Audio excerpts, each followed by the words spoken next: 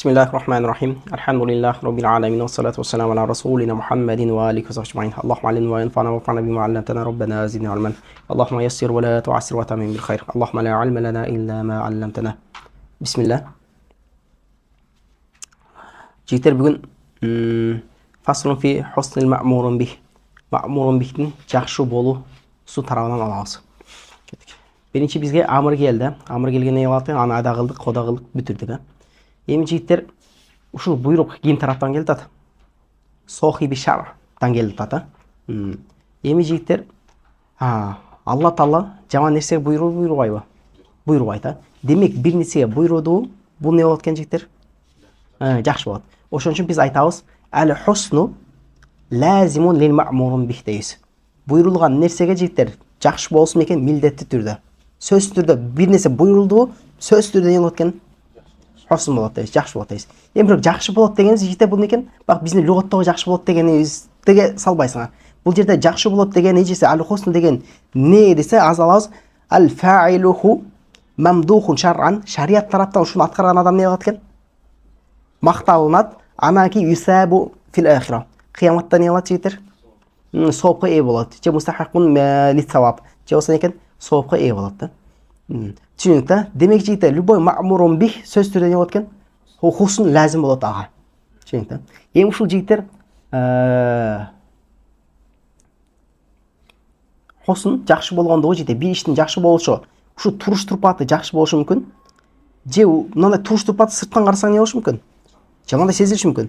Анан бирок не карасаң, бул эмнеге алып барат экен? Жакшы нерсеге алып барат да. Ошол тараптан экен жакшы болушу мүмкүн. Мисалы үчүн жигиттер, баланы уруш жакшыбы, жаманбы? Жаман да, мындай уруш некен жаман. Бирок жигиттер мындай тарбия үчүн болотса не болот атат бул? Жакшы болот атат да. Бул тарбия үчүн не кыласың сен? Эгерде бунан урбасаң жигиттер, балаң не болуп кетет эртең? Көчөлөп кетет да. Ошондой көрдүң, кээде некен бир нерсе мындай сырттан карасаң не болушу мүмкүн? Жаман болушу мүмкүн, бирок не? Өз асыл түпкүлүгү не калып барышы мүмкүн? Жакшылык алып барышы мүмкүн. Бирок некен мындай ушул балаңа эми мындай мороженое берсең, не болот бул? Жакшы эле болот ата. Мындай ушунун туруш турпаты жакшы. Кээ бир нерсе не экен? Өз туруш турпаты сырттан карасаң некен? Жакшы эместей, бирок түпкүлүгү не алып барат экен? Жакшылык алып барат. Бирок экөөнү тең не дей беребиз, бирок жакшы дей беребиз. Эми ошол. Ал-хусну лил маъмурун бих. Ошол маъмурун бих некен? Жигиттер, жакшы болуу тарабынан. Эми жигиттер, маъмурун бих не болушу мүмкүн? Хасанун ли айнихи. Туруш турпаты некен? Жакшы болушу мүмкүн. Мисалы үчүн намаз не болуп калат жигиттер? Туруш турпаты жакшы. Туруш турпаты жакшы. Же болсо некен? Хасан ли гойрихи. Башка нерсе экен? Себебине жакшы болушу мүмкүн. Мисалы үчүн хат жигиттер, хат деген мисалы үчүн колду кесүүнү алалы. Колду кесүү не болот? Жаман нерсе да? Бирок жигиттер ушул хатты да биз не дейбиз? Хат буйрулганбы? Маъмурун бих да хатчы. Ушул хатты да не дейбиз биз? Жакшы дейбиз да. Бирок ушул хаттын жакшы болуштугу не себептен жигиттер? Ли гойрихи. Неге десе жигиттер, бүгүн хатты бирөөнүн колун кескен болсоң, эртең не кылбайт аркы? Оорлук кылбайт да. Демек жигиттер не болуп калыптырбы? Хасан ли гойрихи. Неге десе жигиттер, хат не болгон? Заджун наср анил мааси да. Эмне алып барат эртең? Бак адамдарды маасиде күнөөгө баруудан не кылып койтат? Тыйып койтат мына хатчы.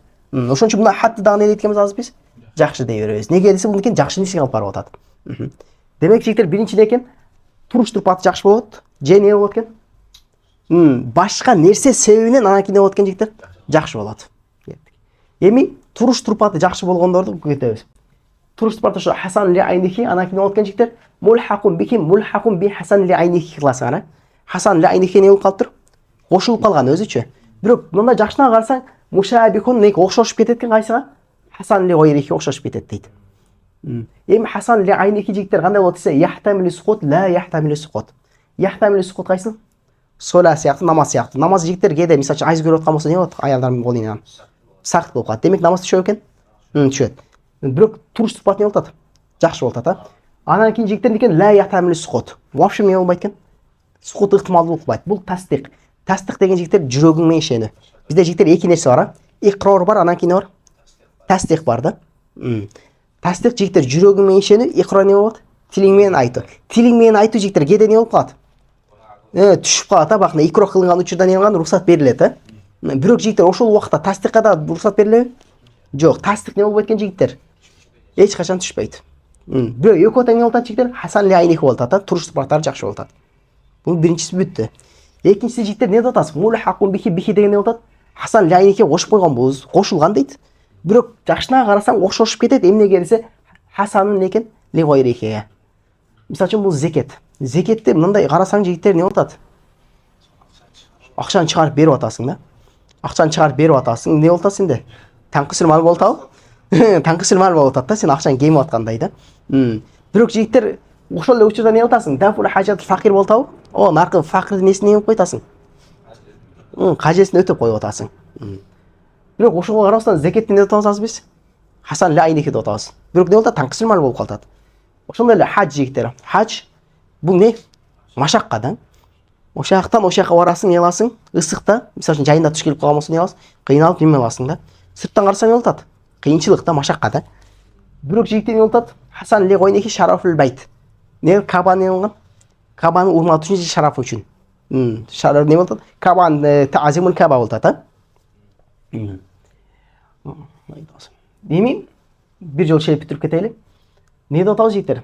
Зекет таңкысыл мал болсо, буну не кылышыбыз керек эле? Хасан ли гойрихи болуш керек. Мына асман эмне келиши Хасан ли гойрихи болуш керек эле. Мынакей мына жерде хат не болот атат? Мисалы сразу жазып кетели. Парта. Хатты не атабыз? Жакшы деп атабыз. Эмне үчүн? Зажрун наси ан мааси болот ата.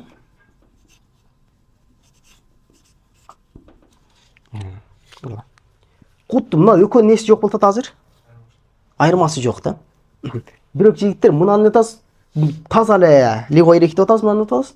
Айнихи деп коюп койтабыз да. Неге десе жигиттер карала. Себебин карайбыз да. Не себептен болот ат дейбиз. Жигиттер мына зекет жакшы болот ат, не себептен экен? Дафул хажатул факир болот ат. Анан кийин хадж не болот ат? Жакшы болот ат, не үчүн экен? Шарафул байт үчүн деп атабыз. Эми жигиттер ушул факир жигиттер өзү атала факир болуп атабы же Алла Тааланын тагдырында ушундай жазган үчүн факир болуп атабы? Алла Тааланын тагдырынан экен факир кылып жазгандыгы үчүн болот ат? Факир болуп атат. Эми шарафул байтты жигиттер аз карала. Мен барып шараф кылып бердим же Алла Таала ушинтип шарафты кылгандыгы үчүн шараф болду. Демек жигиттер мына карала. Заликал гойр ким тараптан экен? Мин жихатиш сохиби шара. Бул кайсы жактан экен жигиттер? Сохиби шар тараптан да. Эми карала. Зажрун наси анил мааси үчүн болуп атат да хата. Эми карала, бул жигиттер күнөөгө баруу пенде тараптан болуп атабы же шар тараптан болуп атабы? Пенде тараптан болуп атат да. Мына кайсы жактан экен жигиттер? Мин жихаты кимден экен? Мин жихатил абд болуп атат. Карала. Эми жигиттер карала. Мына сохиби шар тараптан болуп аткандыктан не кылабыз? Кааннаху некен? Ла южат. Бул некен? Жок сыяктуу да. Мына нерсе некен? Жок сыяктуу болуп дагы ошон үчүн не болуп калат экен? Хасан Лайних болуп калган да. Ал эми мына жерде жигиттер ким тараптан болуп атат? Абд тараптан болуп атат да. Абд тараптан болуп аткандыктан чындап эле экен жигиттер? Хасан ли гойрих болуп атат да. Башка себептен анан кийин мына жакшы болгон. А мына жерде некен жигиттер? Зекет өзү туруштуп батыл жакшы дей берет экенбиз. Неге десе жигиттер мына нерсе асылда некен? Жок нерсе сыяктуу да. Чынтыл жа. Неге мына не болду? Бул жака келди, бул жака келди. Себеби бунун иллаттары не тараптан экен жигиттер? Сохиби шар тараптан, ал эми бул тараптан экен? Абд тараптан. Абд тараптан болсо ал не болот экен? Хасан ли гойрих эле болот берет. Ал эми сохиби шар тараптан болсо бул не болот экен? Хасан ли айних эле болот. Бул жа бүт да. Эми жигиттер Хасан ли гойрихи. Хасан ли гойрихинде канча бөлөт экенбиз? 2 бөлөбүз. ما لا يتعدى ذلك الغير بنفس المأمور به ولكن يتعدى بنفس المأمور به болуп. Эми жигиттер дараттан ала. Вуду. Мен азыр не кылдым? Душтан жигиттер 180 жол самдам чыктым да. Вообще калган жок. Же парга отуруп чыктым, не кылдым? Кирди калыптыр бастан не кылдым? Таптаза болуп чыктым я кач. Чыкканда эмне экенин мурдум канап кетти да. Эми барып кайрадан не кылышым керек мен? Колум жушум керек, бетим жушум керек, бутум жушум керек. Болбосо азыр не кылып жаттым? Самдап чыктым да алардычы. Аз исрофл май болтабы? Не болта жөн эле сул не кылдым мен? Сартап аткан болтам да. Бирок жигиттер ушул вуду намазым эми жигиттер ушул неме азыркы бетими, бутуму, колуму жуасам ишке ашабы, ишке ашпайбы? ишке ашпайт да. Демек вудуда не болуп калыптыр дейсиздер? Жакшы болду, эмне себептен экен? Лиссала намазды некен бунсуз өтө албайм. Ошон үчүн экен жакшы болду да. Эми карагыла. Мынал вуду жакшы болду. Эмне үчүн? Заликал гойра, башка бир нерсе үчүн, заликал гойрубуз кайсы болот жигиттер? Мынал некен болот? Мынал гойр болот жигиттер. Заликал гойр ушул болот. Ал эми мa'murun бих кайсы болот азыр жигиттер? Кайсы болот мынал? Мынал ma'murun бих болду. Ла ятаадда заликал гойр. Некен? Заликал гойр сола ишке ашып калбайт некен? Бин нафсил ma'murun бих. Ma'murun бихти аткарып койгон менен эле мынал не болуп калбайт экен жигиттер? Ишке ашып калбайт. Некен? Жигиттер мен не кылышым, дарат алсам эле намаз өтөлүп калабы? Жок, өтөлүп калбайт да. Не кылышым, намазды кайра баштан не кылам? Аткарышым керек болот. Ушуга эле жигиттер мына экен экен. Ал сай мына жактан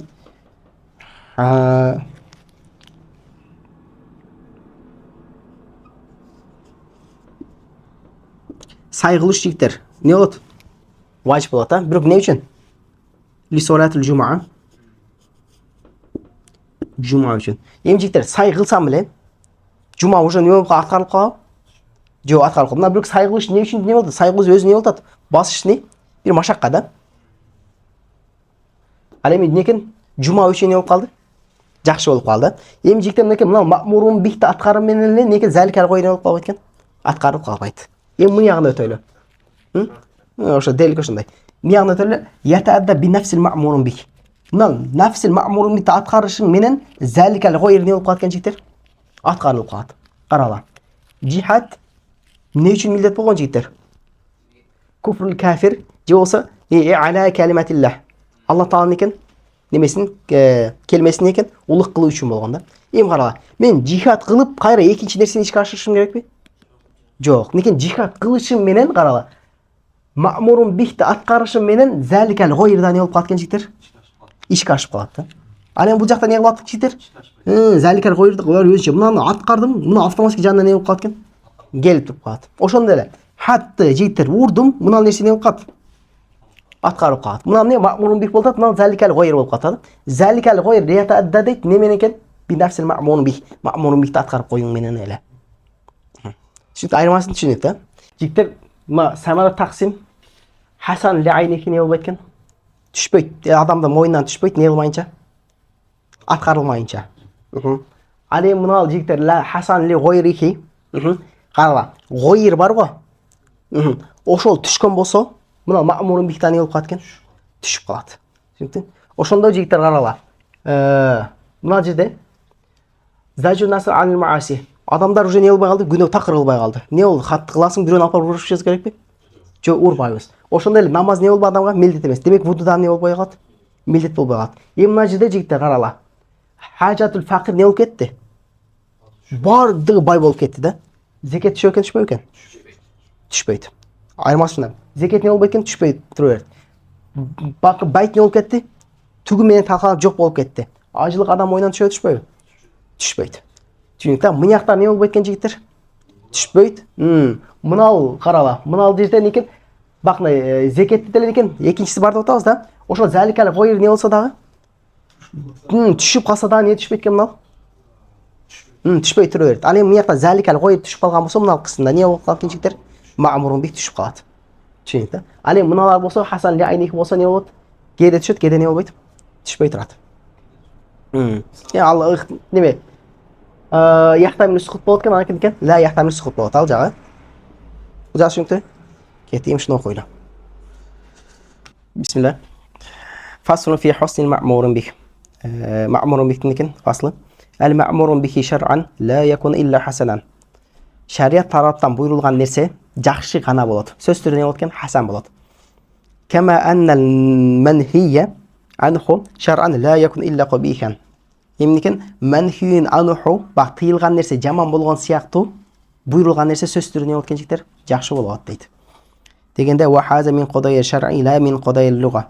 Дегенде жигиттер аз биз кабих анан хасан деп атабыз го. Ошол биздин эмебиз да, бактай. Лугаттагы сөздөрүбүз эмес, анда түшүнбөгө эле дейт да.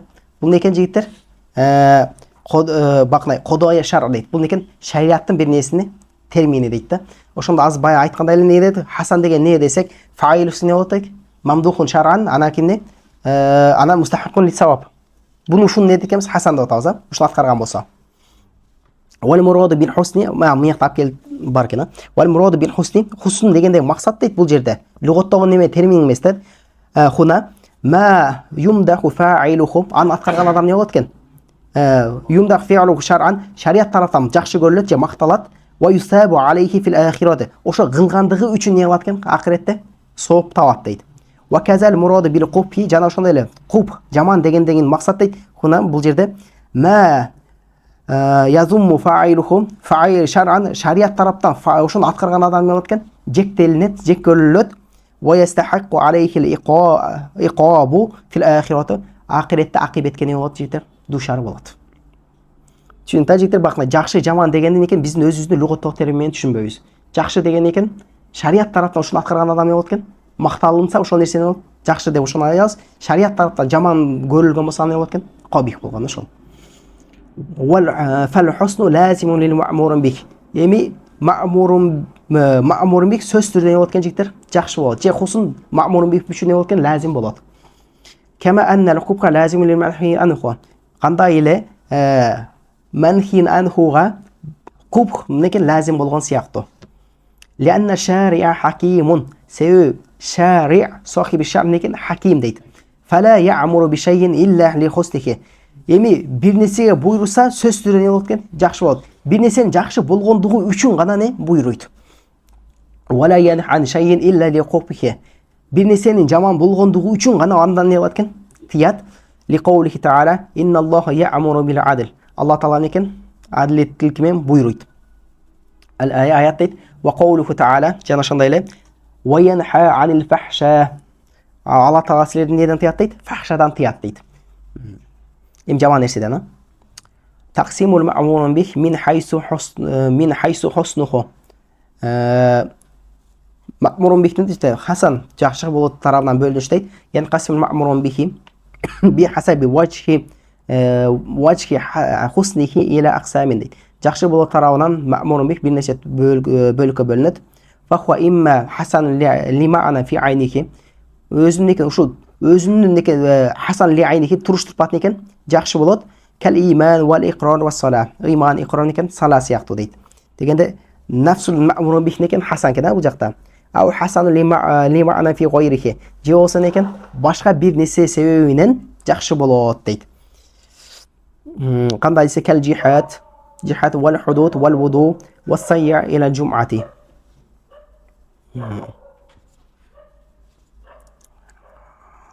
Ay el-hasan fihi biwasitati gayrihi. Бул жерде жакшы болуп атат не себептен кенжиктер? Башка бир гайри себебинен дейт. Бир башка бир ортомчу себебинен би маънан анна хасан ли ажли каунихи василatan ila shay'in hasan дейт. Кандай десе бул жакшы болуп атат бир жакшы нерсеге алып баргандыгы үчүн дейт. Ва qismun mulhaqun bil husni li ma'nan fi aynihi. Кийинкисине экен жигиттер хасан ли айнихи кошулган ва хуа ма якуна хасан би васитати гайрихи. Бирок бул не болот экен жигиттер? Башка бир васито менен анан кийин не болот экен? Жакшы болот дейт. Ма илго ли атибари хазил васита. Бирок жигиттер ушул васитону не кылып коет экенбиз биз? Илго жокко чыгарып таштайбыз. Дафул хажат факырди не кылып койдук биз бая зекетте? Жокко чыгарып койдук да. Неге десе ликауниха ла мадхула лил абди фи касбиха. Неге десе бул нерседе абдын неси жок эле жигиттер. Эч кандай неме тиешеси жок болчу да. Наркы факир болуп калышында абд неси жок жигиттер? Тиешеси жок болчу дейт. Каз зака, зекет сыяктуу, сом, хаж ушулар сыяктуу дейт. Дейт да, ар бирин шарттайт жигиттер. Каз зака деп атат. Неге зекет жигиттер не деп атабыз биз азыр? Мулхакун би хасан ли айнихи деп атабыз. Неге десе фа иннаху танқисул мал. Бул не болуп атат жигиттер? Акчаны кемитүү болуп атат. Лакин хасунат ли дафи хажатил факир. Бирок бул жакшы, зекет жакшы болуп калды. Неге десе факирдин несин кетирип атат? Муктаждыгын өтө болуп атат. Фаби хаза сорат мушабихатан лиллази хасна ли ма'на фи гайрихи. Ошол бушул тараптан алып калсак не болуп атат? Окшошуп атат хасан ли гайрихиге. Илля бирок дейт анна хазил васитата ушул ортомчу болуп аткан нерсе хажил дафул хажат факир ортомчу болуп атат жигиттер. Ушул дейт ва хиял хажат факир لما كانت بخلق الله تعالى لا كسب للعبد فيها. Бұл Алла тараптан болғандығы себебінен, пенде емес Алла тараптан болғандығы себебінен сорот кәллә васитатин дейді. Не болып қалды жігіттер? Бұл васита жоқ сияқты болып қалды дейді. Фаул хақат би қисмил ауал. Ошо себептен қайсыға не болып қойыппыз? Бірінші қысымға қосып қойдық дейді. Кәәннәл мақсуда фиха хуа нафсул фи'алу лази варада бихил амр дейді. Неге бұл кәәннәху бұл шындай сияқты дейді. Мақсуд дейді жігіттер, ұшыл нафсул фи'ал. Мақсуд жігіттер немескен, о дафул хажат білмескен. Неге мақсуд? Зекеттің өзі дейді. Ал енді жігіттер, хатта мақсуд не болшы? Зажр ан маасы болшы да, зажр нас ан маасы. Ал енді жігіттер, бұл зекеттен екен, мақсуд зекеттің өзі дейді. Өзі сияқты өле, о нарқы емес дейді. Биқоти назар анил васитаты. Неке васита еске алынбастан еле. Фасому, екіншісі сом деділер. Сом фи нафсихи тәжви'ун ли нафси. Бұл не олтады жігіттер? Нафсты некен ашқа қалтыру болтады. وإنما حسنت لفقر لقهر النفس الأمارة التي هي عدو الله. Бирок жігіттер бұл оразадағы жақсы болып қалды. Емне десе, бақы, нафсты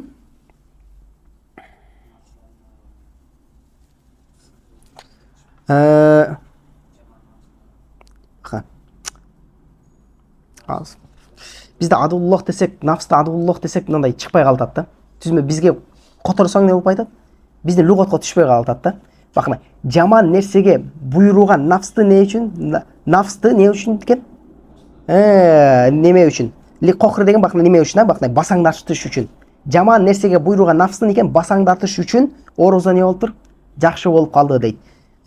Ва хазихил адавату, адаватты ушул нафсыныкен жаман нәрсеге бұйыруштығы бихоликиллах не тараптан болып тұр жігіттер?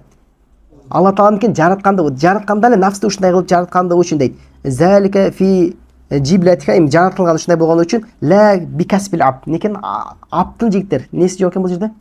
Кеспі жоқ. Нафс жаратылғанда өзі не үшін жаратылып жігіттер? Бақынай, жаман нәрсемен тартып тұрып ошондай жаратылған дейді. Жігіттер өзі адуллах десең, бақынай, араб тілінде лұғатта не болып қалды? Фахымға тұра келе береді. Бізге Алланың, бақ, нафс Алланың дұшманы десең, бізде не болып қалды кішіне? Қопылы болып қалады да. Ошон деген жаман нәрсеге бұйырған десең не болып қалады? Кішіне біздің немеге тілге түсіп қалады екен. Бирок түзме-түз отырған десең не десең? Алланың дұшманы деген еле шығып қалады да. Демек жігіттер, ораза не екен? Қарасаң не болып қалады? Жөнлі құрсаң ашқа жүру болды да. Бирок бұл да жақсы болып тұр не үшін десе, бақы нафсты сен басаңдатсаң, нафсың не қылбайды? Жаман нәрсеге не болбайды да, бұйыра албай қалады дейді. Al-hajju fi nafsihi mashaqqatun wa waqtu masafatin wa bazl nafaqatin. Эми хажылықты алатын болсаң, хажылықтың өзін алып қарасақ не екен жігіттер? Бұл машақат дейді. Анан екен ұзақ бір масафаны басып өту, анан плюс не екен базл нафақат, анан не ақшадағы жүріп сарптау дейді. Wa innama hasna biwasitatin sharafil bayt. Эми жігіттер бұл не екен жақсы болып қалды, васита себептен ал васита қайсыл десе не екен? Шарафул байт болып атады дейді. Wa haza laysa bikasbil abd дейді. Эми бұл жерде не жоқ жігіттер? Пенденің ешқандай немесі тиешесі жоқ. Ауил байтил كاسب عيد أو البيت المشرف بل بتشريف الله إياه خديت جواسن لكن وشل بيت تام لكن مشرف بلغون üçmez لكن الله تعالى وشل نيلغانды üçün кен bakın مشرف кылганды üçün дейт.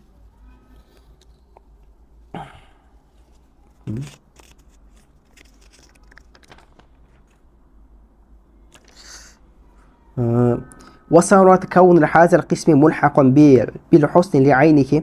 Эми жигиттер буну кайсакка киргизип койдук. Хасан ли гойрике окшош болсо да кайсакка киргизебиз.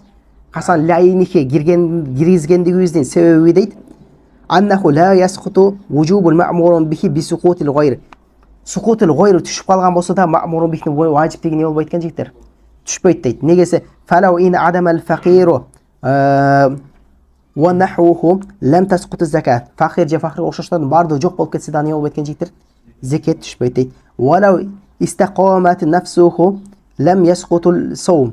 Agar nafsi jigitlar ne bo'lib qolibdir? Jamoatga вообще bo'yilmay qolsa da ne bo'lib ketgan? Orzo tushmaydi deydi. Walau in hadama al-bayt lam yasqut al-hajj. эгерде эмне байт жок болуп кетсе дагы эмне болбойт экен? Хач түшпөйт дедик. Ал эми нар жактан айтабыз, адамдар күнөө кылбай калды, хат эмне болуп калат эми? Жок да, хат эмне болбойбуз.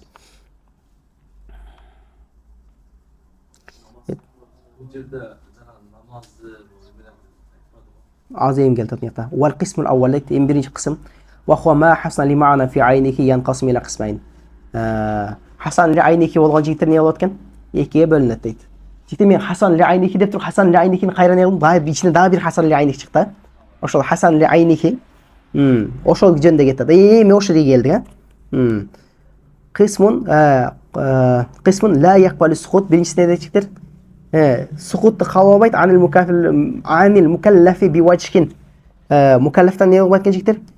Nime la yaqbal sukut hech qachon sukut bolbayt deydi. Bal yakunu daiman hasanan vajiban alal mukallaf. Daim ne bolуп турат экен жигиттер? Важип болуп турат mukallafga. La yasqutu bi wujubuhu la yasqutu wujubuhu bi halin. Эми ушул важиптиги кандайдыр бир абал табылгандыгы себебинен не кылбайт? Түшүп калбайт дейт. Wala tasqutu anhu sifatul husn bil hal. Ушунун сыпаты дагы не болуп калган экен жигиттер? Түшүп кал неме? Жакшы деген сыпаты дагы түшүп калбайт дейт. Кандай десе тасдик сыяктуу. Тасдик жигиттер не болот экен? Вужубтугу дагы анакene сыпат жакшы деген сыпатыдан эч качан не болбойт? Түшпөйт. Wa qismun yaqbalu sukut. Дагы бирөөсү не болот экен жигиттер? Yaqbalu sukut. Sukut не кылат? Кабыл алат. Fi ba'dil ahval. Кайсы учурлар экен? Кээ бир учурларда дейт. Дайым эмес дейт. Fa imma an yasqutu wujubuhu ma baqa sifatul husn fihi. Кээде жигиттер анын вужубтугу түшүп калат, бирок жакшы деген сыпаты не болбойт экен? Түшпөйт. Вужубтугу түшүп калат, бирок жакшы боюнча не болот экен? Тура берет дейт. Кандай десе кал иqror bil iman, iqror bil iman, тилиң менен сыяктуу дейт.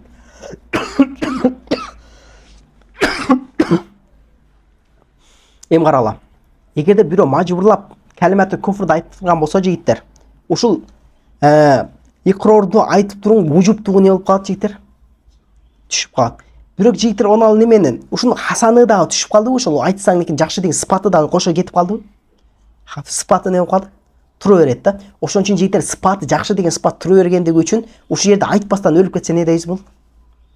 Шейит кетти. Анакей не кылабыз эртең? Кыяматка соопко ээ болот дейбиз да. Fa innahu yasqutu wujubuhu anil mukallafi bil iqrar. Mukallaftan жигиттер икрох кылынышы менен не болуп калат экен? Бунун вужубтугу түшүп турат дейт. Дуна суqutul wasfil husn fihi. Бирок ушул икрордун жигиттер икрордун жакшы деген сыпаты не болуп кетпейт экен? Түшүп калбайт дейт. Hatta law sabara wa qutila kana ma'juran. Ошол себептен жигиттер неке сабыр кылып өлүп кеткен болсо не болот? Мa'жур ахиретте не болот? Сооп эси болот. Бул биринчиси. Биринчиде жигиттер не болуп калат экен? Вужубтугу түшөт, бирок хасан деген сыпаты не болбойт экен? Түшпөйт. Wa aw yasqutul husn wa la yasqutul wujub дейт. Кээде некен хусн деген сыпат түшүп калат, бирок вужуб не болбойт экен? Асыл түшпөйт. Кандай десе касалати минал жунуб дейт. Вассалати фил ауқатил макрухати. Жунуптан намаз сыяктуу, жунуптун намазы сыяктуу же болсо некен намаз макрух убакытта аткарылган сыяктуу дейт. Жигиттер карала. Жунуп адамдан намаздын важиптиги түшпөдүбү? Түшкөн жок, Бирок жигиттер жунуп азыр намазды аткара турган болсо жигиттер жакшы деген сыпат табылат албайбы? Табылбайт. Ошону көрдүңөрбү жигиттер? Не болот экен? Вужубтук түшпөй турат, бирок хусу не болуп калат экен? Түшүп калат. Жана ошондой эле дейт, некен макрух болгон убакытта аткаруусу дагы. Кара, ушул учурда жигиттер асыр карала. Макрух убакытка кирип кетти. Азыр менин моюнума асыр түшпөдүбү? Түшкөн жок, Бирок жигиттер хасан деген сыпаты не болуп калды азыр аткарып ушул жерде аткарып окусам. Түшүп калды. Бул не болуп калды? Макрух тахриман аткарылып атат, бул намаз. Неке сыпаты түшүп калды, бирок некенин асыл вужуб не болбойт экен? Түшпөй тура берет. Иqrorдун тескериси болуп атат. Ау ясқутал вужубу ва ясқута казалик васфул хусн фихи. Кээде не түшүп калат экен? Важиптиги да түшүп калат, анан жакшы деген сыпаттыгы да не болуп калат? Түшүп калат. Десе касолатул хайд ва нифаса. Неке хайздын, анан неке нифас көрүп аткан аялдардын намаздары сыяктуу дейт. Жигиттер ушуларда намаз түшкөнбү? Түшкөн. Бирок ошо каралса намаз окуса жигиттер бул не болуп калат азыр? Хасан да жок да бул жерде, эч нерсеси жок. Ва хукму ма хасна ли айнихи ва мулхақин бихи wal mulhaqi bihi ألا يسقط الوجوب إلا بالأداء أو باعتراض ما يسقط بإسقاط صاحب الحق. Эми жигиттер бунун өкүмү Hasan li aynihi ve mulqaqun bihinin өкүмү жигиттер не десе Алла ясқутал вужуб дейт. Вужубтук эч качан не болбойт экен?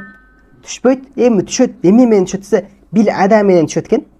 Же болсо экен би атиради ма ясқутуху би исқат сахибул хад. Авариттердин келип калыштыгы менен түшөт дейсиңер, а? Бизде бакна аварит деп туруп жигиттер не болгот? Таасир тийгизүүчү нерселер, а? Кайсы десе Кел хайди ван нифаси лиссалати. Хайз жан нафас некен нифас намаз үчүн. Ушулар келип калса, авариттер келсе жигиттер намазды не кылып койтат? Түшүрүп коет. Вал икрох лил икрар. Икрох жигиттер нени түшүрүп койду? Икрор түшүрүп койгон сыяктуу дейт. Авариттер келсе, анан кийин болуп калат экен, булар түшүрүп калат дейт. Амыр эч качан түшпөйт, а? Бирок эми азыр айттык, 3 түрдүү болот дейт, либо не болуп калат? Хайз келсеби? Хайз келсе бул жана не түшөт? Вужуб да түшөт, не? Хасан деген сыпатта түшөт дедик, а? Ошо вужуб деген ооба, намаз некен, ошол амыр некен уже не болуп калып, бул учурда сага иштебей турат. Бирок икрохто не болбойт дедик жигиттер. Вужубтугу түшкөн менен түшпөйт дедик. Хасан деген сыпат түшпөйт дедик. А бирок некен жунуптуктачы? Хасан деген сыпат түшөт, бирок некен вужубтук түшпөйт деп атабыз, а? Бул жагы түшүнөт, а? Демек жигиттер Hasan li aynihi ушул неме не болбойт экен? Сен аткармайынча не болбойт? Мойнуңан түшпөйт. Hasan деген түсүп калса, вужуб деген ошондо Аткарсаң ишке ашып кетти. Эле? Кабылда кулуп нерсени важип болот. Куб. Куб деген нерсеби? Мисалы, макрух вакытта окуп Hasan болмайды го. Хасан болбойт. Бирок Hasan болмаган нерсе важип болот. Хасан болбогон нерсе важип болот. Жо биз асылында неме дейбиз? Эртең анда кубукты алабыз. Кабихун ли айних алабыз, кабихун ли гайрих алабыз деп алабыз да. Бул жерде нафсыл немең не дейбиз? Жакшы дейбиз, бирок бул жерде бир сыпат бар, анан ошол сыпат келип туруп буну не кылып кой дейбиз? Жаман кылып кой деп алып кетебиз ал жерде. Бирок ошо караса не болот? Аткарыла берет. Бирок не болуп калат экен? Сыпат келип калды экен, башка бир себептен. Бунан экен афсылына буйрулганда бул нерсе не эмес экен? Жаман эмес. Асылына буйрулганда намаз не болуп калат? Хасан эле болчу да. Бирок не болуп калды? Башка бир нерсе келди дагы, ушул не болуп калды? Хасан деген сыпатына не тийгизип коюп атат? Зыян тийгизип коюп атат да. Бирок мына маъмурун бих не экен? Хасан боюнча эле тура берди. Бирок мындай шурия машру болгондо эле мына не экен? Кубук менен машру болгон эмес да. Буйрулган эмес да. Намаз экен асылында эле не болгон эмес? Кубук менен неме болгон эмес. Бирок ушуга не болуп келди? Нар жактан келди да анан кийин сыпатына не болуп коюп. Сырттан бир нерсе келип туруп анан сыпатына таасир тийгизип коюп. Ошондой болуп атат.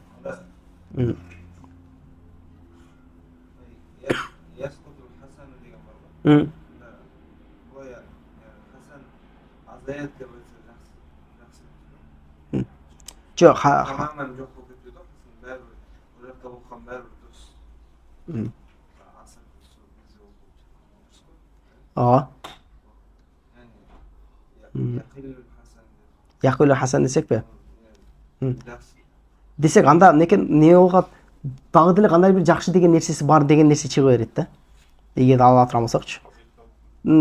Хасан дегенди алып кое турган болсок, жок, Яқилу Хусн десек, анда экен ушул убакта окусаң деле некен жакшы боло берет деген нерсе, жакшы болуу деген нерсе не болуп турат экен? Кададан жакшы. Кододон караганда, кодого караганда жакшы да. Бирок беркиге караганда не болуп атат? Жакшы эмес болуп атат да. Эгерде Яқилу десек, ушул убактадан экен бир жакшы деген нерсеси барып алып кете берет деп, анда неме Хусунду не кылып коебуз? Жармаштырып келип берген боло беребиз да. Хусунду не кылып коет экенбиз? Хусунду кандайдыр бир бөлүгүн не кылып коебуз ушуга? Жармаштырып коебуз да. Бирок ушул учурда бирок өзү аслында не болуп атат? Бака, өзү мына карала.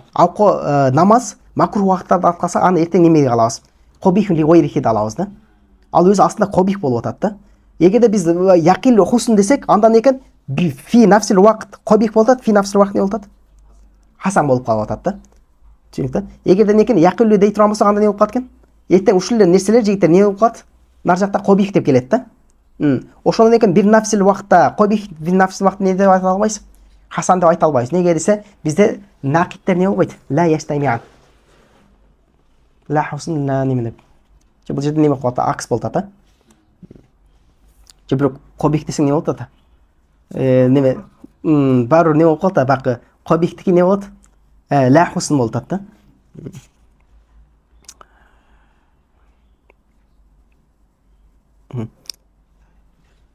Демек хиласат камжиктер асылында машрур болгондо не болуп тур? Хасан менен эле машрур болгон. Кийин анан кийин не келип калат экен бул жактан? Авариттер келип калат. Кысмы саниге келдик, жигиттер.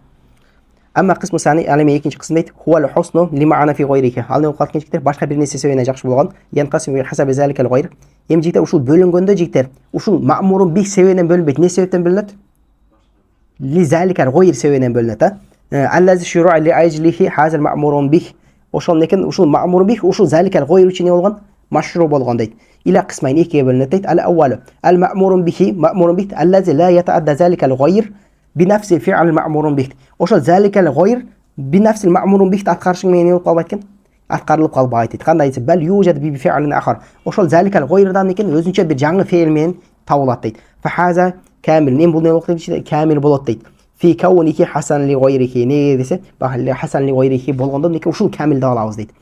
Кассаия ли салатул жума. Сай кылыш некен? Салатул жума үчүн. Вал вуду шартон ли сихатус сала. Вуду некен жигиттер? Ли сихатус сала үчүн дейт.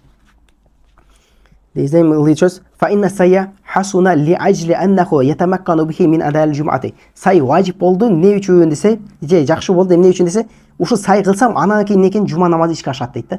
Мен мечитке сай кылып барам, анан кийин не болот жигиттер? Жума намазы окуй аламын да. Вал жумату ла татаадда би мужаррад сай. Эми сай кылып койсом эле жума намазы не болуп ишке ашып калабы жигиттер? Жок, андай эмес дейт. Фа иннал вуду хасна ли тамаккуни мин салати бихи минас салати бихи. Ал эми жигиттер вуду жакшы болду эмне үчүн десе, ушул вуду менен намазга не болот дейт, окуганга мүмкүнчүлүк пайда болот. Ва салат ла татаадда бихи дейт. Бирок ушул дарат алып коюу менен намаз не болуп кетпейт, ишке ашып кетпейт.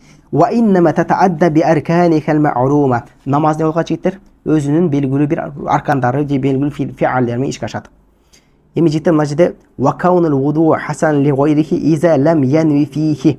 Эми жигиттер вуду хасан болот качан десе жигиттер ушул вудунун өзүн максат кылбаган болсо. Вудунун ичтикте не болуп атасың? Намаз үчүн алып аткан болсоң, ошондо не болуп калат экен жигиттер? Ли гайрихи болот. Эми жигиттер мен не болуп калдым? Даратым бар жигиттер, кээде даратты не болуп койсуң? Мустахаб үчүн аласың да. Ошол учурда экинчи алып аткан дарат не болуп калат?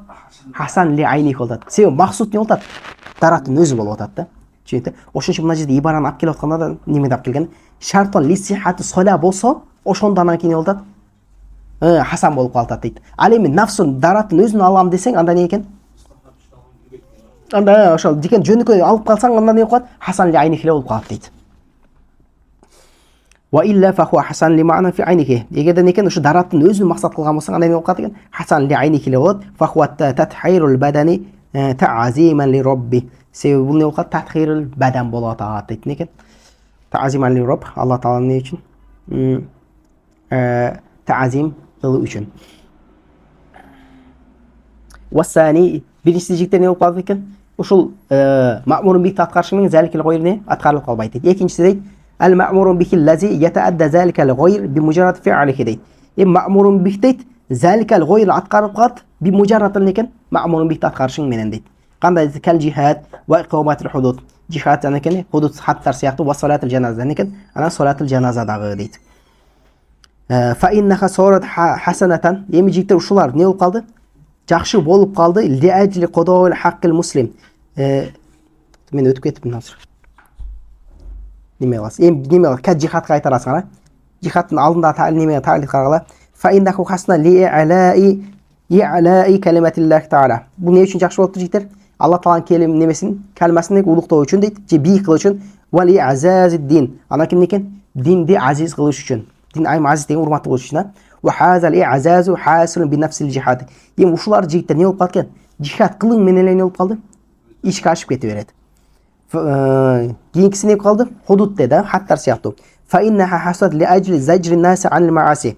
Эми хат неме жакшы болду дейт, же машрур болду эмне үчүн десе, адамдарды күнөөдөн тийиш үчүн. Ва зажру яхсул би мужараtil iqamatiha. Эми жигиттер ошол тыюлуу ишке ашып калат нерсе менен, хатты аткаруу менен эле наркы нерсе даны болуп калды.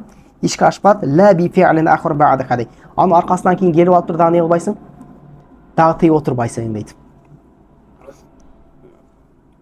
Зажирди кылуу менен эле не болуп калды? Же не хатты аткарышы менен зажир не болуп калды? Ишке ашты дейт. Андан кийин сага не кылбайсың дейт? Дагы адамдарды келип не коркутпайсың дейт да. Ал эми вудуда не болуп калды эле? Вуду алдым, намаз кылуу үчүн дагы не кылдым? Дашка дагы бир фи'л кылдым да. Ал эми бул жерде не болуп калды? Хатты аткарышы менен наркы дагы не болуп кайтты? Автоматик ишке ашып калды. Эми жигиттер кийинкиси жаназа намаз дейт, акыркысы. Жаназа намаз дейт. Фа иннаха сурат хасанатан ли ажри qada'il haqqil muslim. Жигиттер бул хасан болду не үчүн экен? Хаккул муслимди ишке ашырыш үчүн. Мусулмандын эң акыркы жигиттер бизге болгон немеси миллети болуп калат. Жаназа ошону экен бакын жерге берүү да. Ошонун немесин акысын аткарыш үчүн не болуп калдыр? Жакшы болду дейт. Ва заликал ма'на дейт. Хасан деген маани дейт. Фи гойри салати дейт. Намаздын өзүндө эмес дейт да. Ва бидуни хазал васфи такуну qabихан манхиян анха. Бидуни хазал васти жиби неме кылалы? Qada'il haqqil muslimге айтаргыл эле. Эгерде qada'il haqqil muslim жок боло турган болсо, ушул сыпат жок болсо жигиттер, анда намаз дейт. Не болуп калмак экен? Qabih манхин анх болуп калмак да. Неге десе карала, мен алдыма мәйтти коюп туруп окуп аткан болсом, азыр неге окшошуп калат? Бир адамга некен сыйынып аткан сыяктуу болуп калат да. Некен өлүккө некен сыйынып аткан сыяктуу болуп калат да. Бирок жигиттер биз не кылып атабыз? Намаз үчүн окуй турган болсо, мужарат кылса. Бул жерде хасан болуп атат. Не үчүн десе, мына сыпат кайсы десе, сыпат мына мусулмандын несин акысын өтөш үчүн болуп атат да. Ошон үчүн не болуп калдыр? Хасан болуп калды дейт. Неге десе, ли аннаха ташаббаха ибадатул аслам. Эгерде мужарат эле намаздын өзүн окуй турган болсо, кандай не болуп калат экен? Бакына кудайчаларга сыйынган сыяктуу болуп калат дейт. Сумма qada'il haqqil muslimi yahsul bi mujarrad salatil janaza. Эми жаназа намазды окуп кое турган болсок, наркын акысында дароо автоматик өтөгөн болобузбу? Аныкында автоматик некен өтөп койгон болобуз дейт. Ла би фи'лин бa'daha. Некен андан кийин дагы некен бир фи'лге муктаж эмес. Ва хазал qismu qaribun min hasanun li ayniki. Эми ушул жигиттер кийинки айтко ма'murun bih la yata'adda bi zalika al-ghayr ишке ашып калат экен ма'murun bih менен. Ошол хасан ли айники не болуп кетет экен? Мындай жакыныраак ошошуп кетет дейт. Неге десе, وهذا القسم قريب من حسن لعينك نيجي وليس كاملا في كون حسن لغيرك. حسن لغيرك жигиттер үстүкүсүн деп алдык эле. Камил деп алдык эле. Бул некен камил болуп калып бере албайт. Негесе وهذه الوسائط وهي كفر الكافر. Ушул неме ортомчулар дейт. Жигиттер жихад жакшы болду не үчүн деп атабыз? Куфрул кафир болду ата. Ошол себептен дейт. Ва хатқу хурматил манахи. Бакын тыйылган нерселерден баруусу дейт. Ва исламул маййити. Мусулмандын бак майыттын ислам мусулман болуштугу куллуха би фи'алил ибад ва ихтиярихим. Булардын бардыгы не себептен болот жигиттер? Пенденин өзүнүн ыктыяры менен болуп атат дейт. Фали хаза i'tabaratул wasait. Ошол себептен бул жерде ортомчуну не кылыппыз биз? Эске алдык дейт. Ва жу'алат мa'muratу дахилatan fi hasan li ghayrik. Ошол себептен калды hasan li ghayrikке кирип калды дейт. Би хилафи wasaitil husni zakati wa sawmi wal hajj дейт.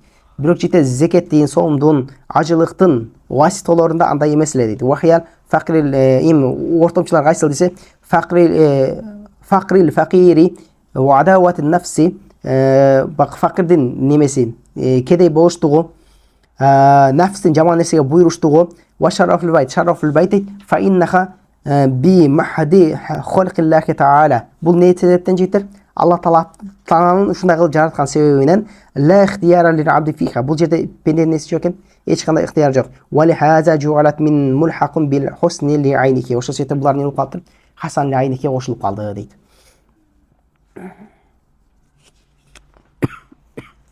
Ва хукму хазайн кисмайни. Эми бул экөөнүн жигиттер өкүмү кандай десе, баколу вужуби би бакол гайр дейт. Бай ушул немеден зенден көтөрүлүп кетти. Заликал гайр важип болуп турса жигиттер алдыңкыда ма'мурун бихта не болуп турат экен? Важип болуп турат. Ва суқуту би суқутихи ва суқутил ма'мурун бих би суқутил некен? Заликал гайр. Заликал гойр түшсө, мына маъмурун бихта не болуп калат экен жигиттер? Түшүп калат. Түшүнүктү? Демек жигиттер Хасан ли гойрихте өкүм кандай экен жигиттер? Заликал гойр важип болуп турса, маъмурун бихта экен. Важип. Заликал гойр түшүп калган болсо, маъмурун бихта экен жигиттер. Түшүп калат дейт. Дейт фалав саката салаты, сакатал амрул бил вуду дейт. Эгерде намаз түшкөн болсо жигиттер дараттан болуп калат экен. Түшүп калат. Вала сакатал жумаату, сакатал вужубу сай. Эгерде жума түштү, демек вужубу сайда не болуп калды? Түштү. Вала асламал кафир, сакатал амрул жихад. Эгерде кафирлар не болуп калды жигиттер, бир өлкө бүт кафирген барды мусулман болуп кетти, эмне ал жагы не кыла албайбыз? Жихад кыла албайбыз. Вала имтана хадхул хурумати, сакатал амрул bijihad bil hudud. Эгерде жаман неме жаман нерсеге буйруу не болуп жокко чыгып кеткен болсо, анда не болуп калат экен жигиттер? Каттагы жок болуп кетет. Ва каза лау лам якун майиту муслиман кана манхиян ани салатил жаназат. Эгерде майит мусулман болсо жигиттер жаназа намаздан не болбойт? Милдет болбойт дейт. Ва казалика ясхуту вужубул фи'л маъмурун бихи би хусулил гойри мин гойрил ифтиқари ила маъмурун бих. Жигиттер маъмурун бихтен вужубтугу түшүп калат. Эгерде заликал гойр ишке ашып кеткен болсо дейт. Мин гойри ифтиқари ила маъмурун бих. Маъмурун бихке некен ифтихор болбостон эле не болуп калыптыр? Заликал гойр ишке ашып кетти да. Кандай десем карала. Азыр менин эле даратым бар да. Пешим намазы убактысы кирип калды. Деген пешим үчүн жигиттер мен кайра баштан дарат алып келишим керекпи? Жок. Некен? Эгерде жигиттер карала, пешин жигиттер не болсо, маъмурун бушу заликал гойр ишке ашкан болсо, наркы маъмурун бих не боло бербейт экен. Мынага ифтихор болбосун ишке ашса, мына не болуп калат экен? Милдет болбой тура берет дейт. Жихад үчүн не? Милдет болбойт. Хатта лау кана муатакифан фи маканил жум'ати саката вужубул сай. Кандай десе, жума намазда мечитте отурган болсо жигиттер, анда важип, сайдын важиптиги не болуп калды? Түшүп кала берет. Бирок бул жерде жигиттер жума түшкөндүгү үчүн түшүп атабы? Жок, жума жигиттер некен би гойр ифтихорун ила сайга ишке ашкандыгы үчүн түшүп атат да. ولو صار حق المسلم مقديا بصلاة البعد سقط عن الباقي дейт. Эгерде жигиттер хаккул муслимдеки кээ мусулмандын бир бөлүкчөсү менен ишке ашып койгон болсо, калгандарынан да не болуп калат? Түшүп кала берет дейт. Ли хусул максат. Неге десе, максат не болуп калды жигиттер? Ишке ашкандыгы себебинен дейт. Бүгүнкү шерге чейин алып туралым. Аллаху алам бисаваб. Саллаллаху алейхи ва саллям Мухаммад ва алейхи ва сахбихи ва алхамдулиллахи раббил аламин.